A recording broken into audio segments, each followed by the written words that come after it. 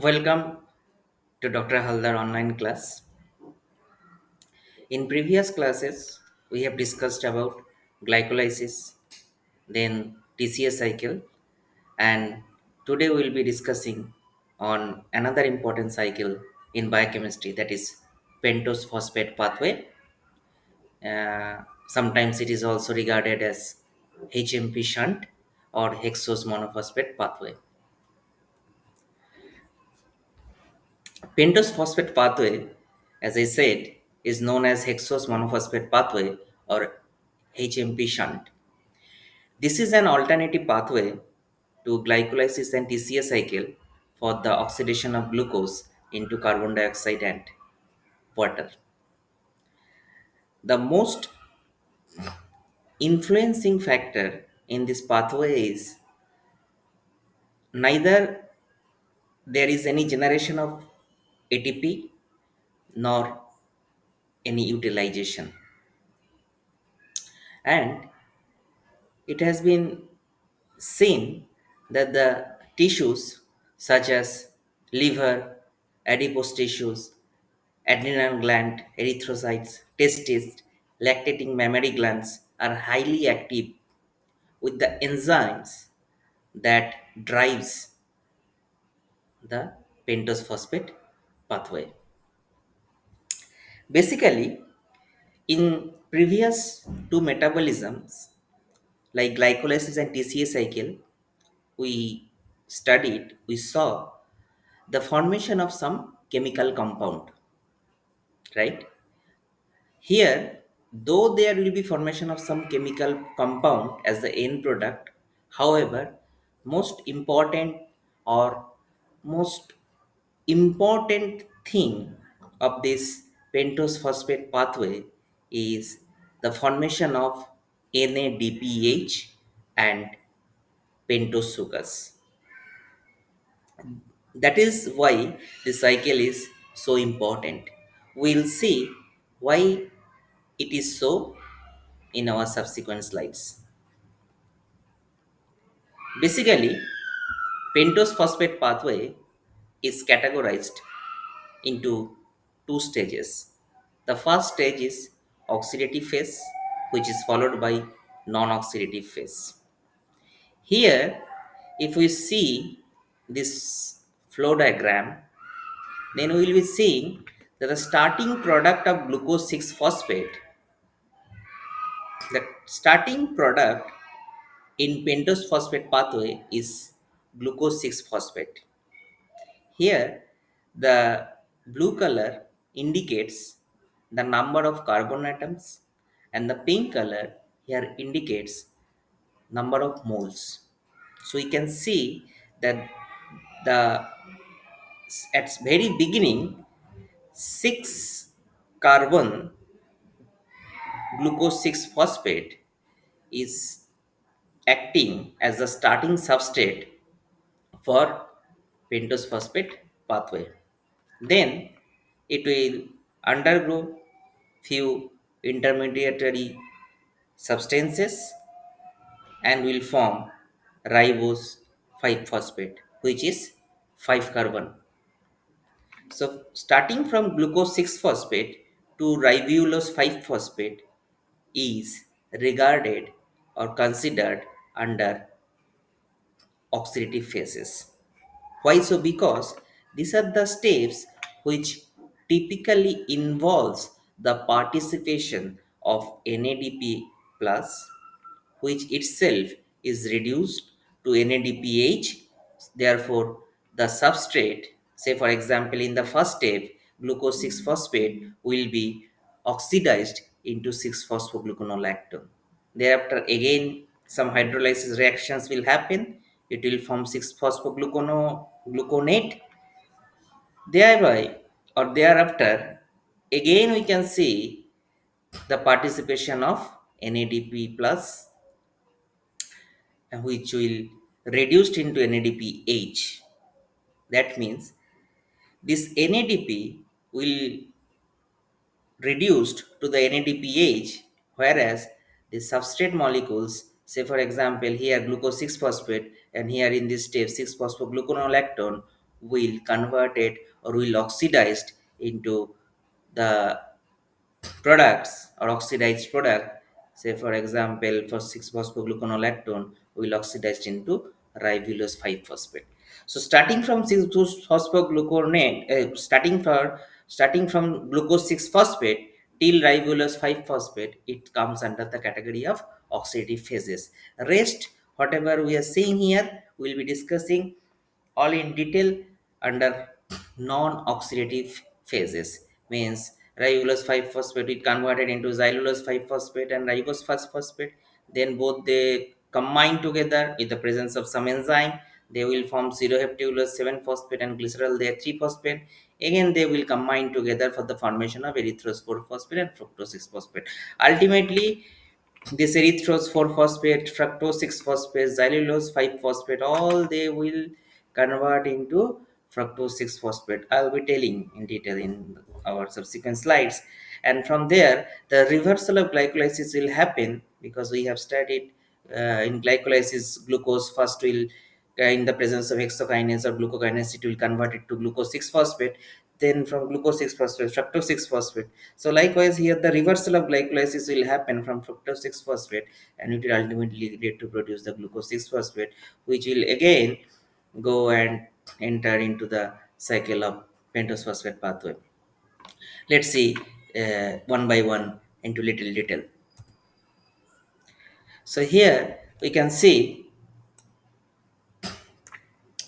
glucose 6-phosphate. It is well known substrate or compound. Whatever we will say now, it is well known to us because we have seen the structure in case of glycolysis.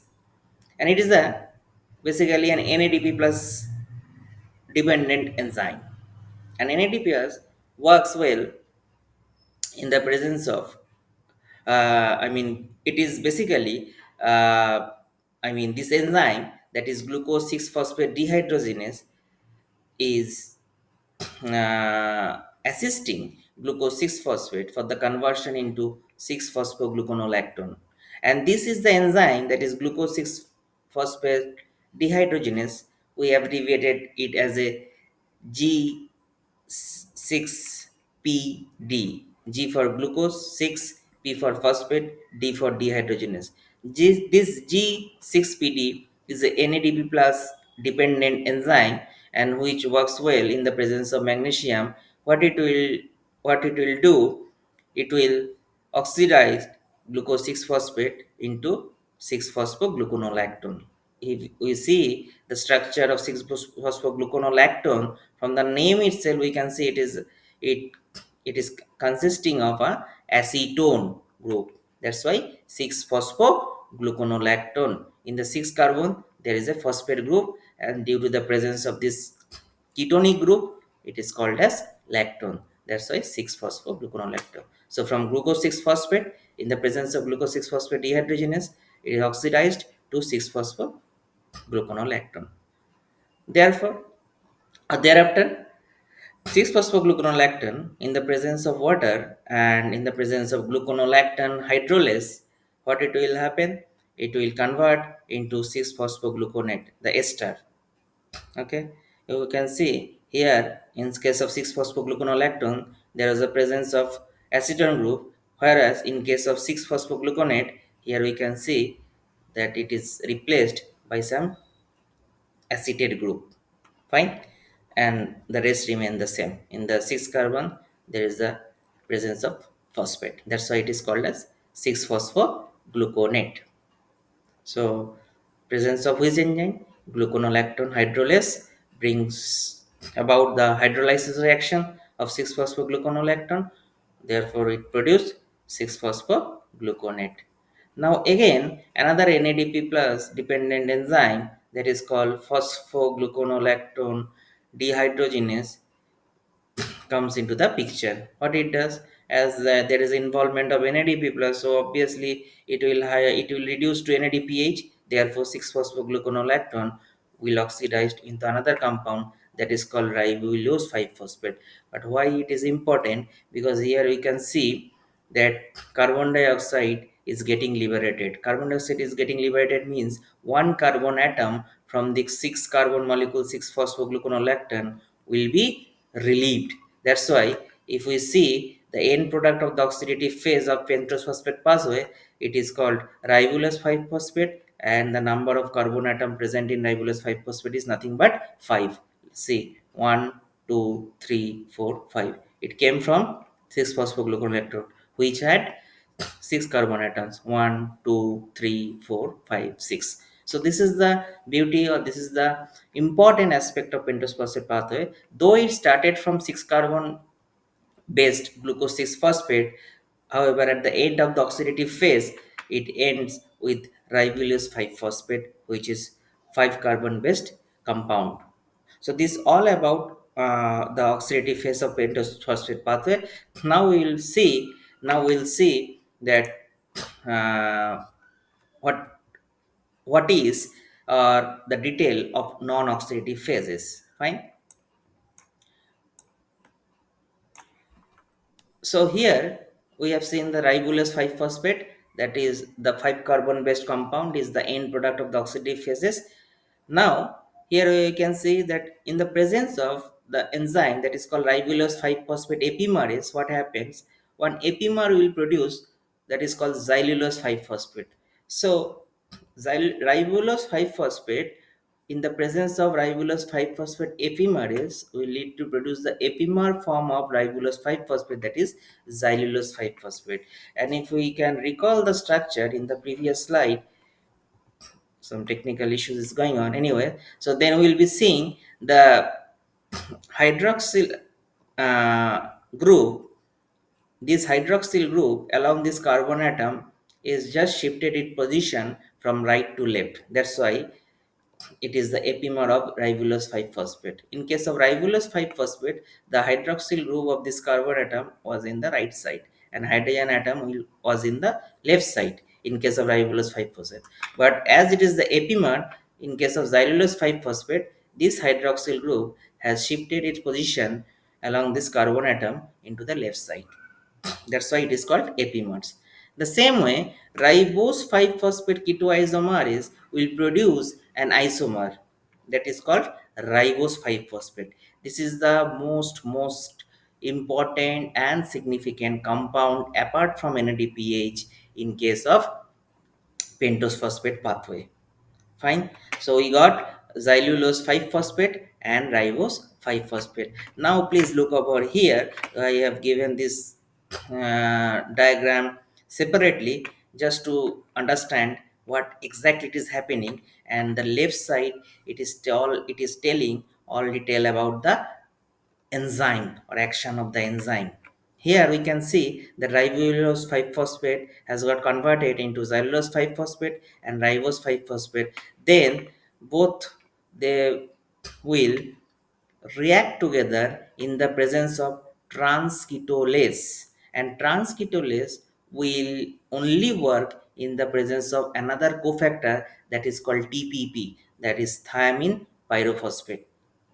Now see the interesting factor over here. Ribulose 5-phosphate was the 5 carbon molecule, right? And from here, it divided into xylulose 5-phosphate, that is also 5 carbon molecule, and ribose 5-phosphate, that is also 5 carbon molecule. There is no change in formation of the 5 carbon molecule. However, as they got separated into two, so definitely the mole of ribulose 5-phosphate from the oxidative phase was 6, which is indicated here through the pink color.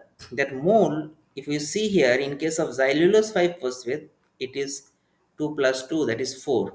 So out of the 6 moles of ribulose 5-phosphate, 4 moles of xylulose 5-phosphate has formed. Rest 2 mole is the ribose 5-phosphate.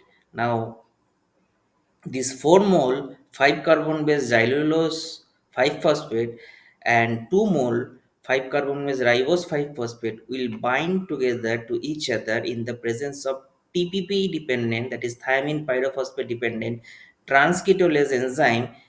They will form 7 carbon base. Now it was 5 5 10 carbon, right? The substrate here was 5 5 10 carbon. Now in the presence of ketolase enzyme, what will happen? It will lead to produce two another compound. One is pseudoheptulose 7 phosphate, that is 7 carbon, and another one is glyceraldehyde 3 phosphate, that is 3 carbon. So 7 plus 3, that is 10. So initially the substrate was 5 5 plus 10 carbon. Now the product, in the presence of the enzyme, it is forming steroid 7 phosphate, that is 7 carbon, and glycerol 3 phosphate, that is 3 carbon. So now the carbon number is exactly matching as it is, or as it was in case of substrate. See, there is a deficit of the moles. Here, the total mole of xylulose 5 phosphate 2 plus 2, that is 4, and ribose 5 phosphate, that is 2. So 4 plus 2, there was 6. In case of here, when the product like cedoheptulose 7 phosphate and glycerol 3 phosphate is forming, then the number of moles of the product has become 4. So where is the rest of the 2 moles of xylulose 5 phosphate? That 2 moles of xylulose phosphate will get converted into fructose 6 phosphate. These 2 moles. So these 2 moles directly get converted into 2 moles of fructose 6 phosphate. Now see here. Now, this sedaptulose 7 phosphate and glycerol they are 3 phosphate will combine to each other. Now they are 7 carbon and 3 carbon. There are total 10 carbon molecules are acting as a substrate. In the presence of the another enzyme that is called transandolase, what will happen? It will lead to form to another compound, that is erythrose 4 phosphate and fructose 6 phosphate. Erythrose 4 phosphate of 4 carbon. So definitely fructose 6 phosphate would it has to be 6 carbon, then only this 10 carbon balance will be maintained, because as I saw, cedoheptulose 7 phosphate is the 7 carbon based molecule and glycerol 3 phosphate is the 3 carbon based molecule. So here, in order to match the carbon numbers, so erythrose 4 phosphate is the 4 carbon molecule and fructose 6 phosphate is the 6 carbon molecule. It form, and here if you see, the moles are also matching. Cedoheptulose 7 phosphate is of 2 moles, glycerol 3 phosphate is of 2 moles. These 2 moles and 2 moles are binding together. It is forming 2 moles of fructose 6 phosphate, fructose 6 phosphate and 2 mole of erythrose phosphate. Now see, 2 moles of fructose 6 phosphate is again, it is coming here. It is not that just simple a diagram, like representation. Ultimately fructose 6 phosphate of 2 moles are forming, and now here erythrose phosphate has formed, right, 2 moles. From here we can see erythrose phosphate is getting converted into 2 moles of glyceraldehyde 3 phosphate, and glyceraldehyde 3 phosphate from the reverse, through the reversal of glycolysis, it is forming 1 moles of fructose 6 phosphate. So how many total fructose 6 phosphate has produced? You see here, 1 mole. Then, I mean, from erythrose 4 phosphate, 1 mole of fructose 6 phosphate has produced. Then here, from xylulose 5 phosphate, 2 mole of fructose 6 phosphate is produced, and from this reaction 2 moles of fructose 6 phosphate is produced. So therefore 2 moles, here 2 moles, and here 1 moles. Total how many moles? 2 or 2, 4 plus 1, 5 moles. That's why you see ultimately it is producing 5 moles of 6 carbon based fructose 6 phosphate. It will, what it will happen, it will again takes the reversal of glycolysis pathway and lead to form the starting compound of pentose phosphate pathway, that is the glucose 6 phosphate. So likewise the cycle will goes on.